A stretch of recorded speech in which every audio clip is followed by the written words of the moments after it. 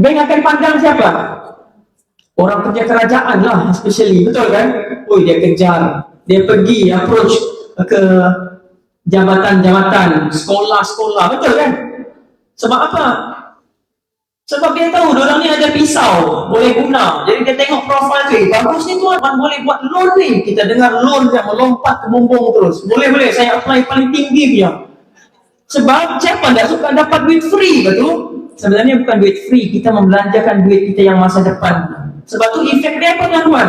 20 tahun kerja, tak dapat saving. Baru ni saya jumpa ada seorang, dia cerita, saya kagum dia cerita, dia doktor, dia cerita dia pernah bankrupt. Pas dia cakap apa tahu? Sampai satu fasa dalam hidup dia, gaji 10,000, 9,000 bayar loan. 1,000 saja dia survive. Tuan-tuan boleh imagine ke? Saya tanya dia, macam mana boleh, tak terfikir kah? Masa kita mau loan bulan tu, tapi kita tak kira-kira kan? Tapi lain tuan-tuan, bab duit ni, kadang-kadang kita memang lost sudah. Macam dirasuk sudah kan? Tahu-tahu bayar bulan-bulan ni, macam mana mau survive ni? Sampai akhirnya dia bankrupt tau. Kita tak mau sampai ke tahap tu. Tapi mau cakap lifestyle ni sangat bahaya kalau kita tak betul-betul jaga, sebab dia akan makan kita.